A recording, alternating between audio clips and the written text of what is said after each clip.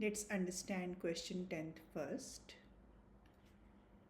The cost of airing a commercial on television C, that means there is a commercial and it has to run on the television. C is modeled by the function. C is the function here above this one, where n is the number of times the commercial is aired. Okay, so n is the input here. Based on this model, which statement is true? Okay, before solving this, let's revise a concept first. Y is equal to mx plus b. What is b here? B here is the initial value.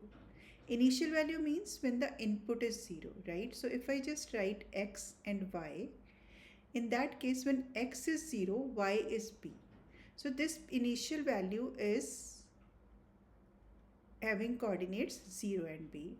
Now if I compare it with this equation, it's like the same. See, y is equal to m of x plus b. So b is 900. That means when it is 0, that means it has not been aired yet, then the company has to pay $900. Okay, and this m is actually the slope. Slope is actually the rate of change. That means how this this y will change when we keep on giving the inputs here. So on comparing, this slope here is 110. That means every time the x increases 1, here that is n, this is n and c of n.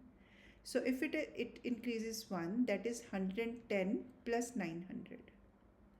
If it is aired twice, the company has to pay $110 twice, and this 900 is fixed. Now if we understand this situation, now let's read the option. The commercial costs 0 to produce.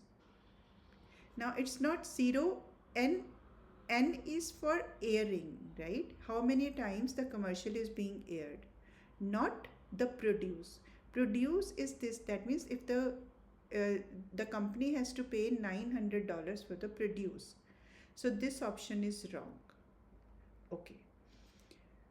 The commercial cost $110 to produce. See, the production cost is only paid once when the commercial is produced, and then every time it is aired we are going to pay 900.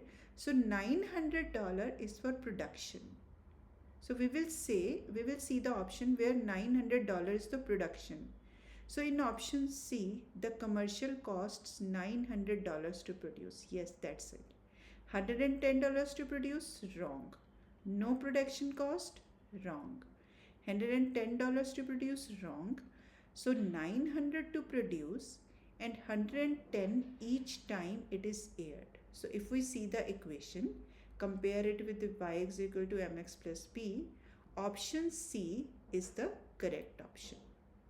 Option C is the correct option. Hope that's clear.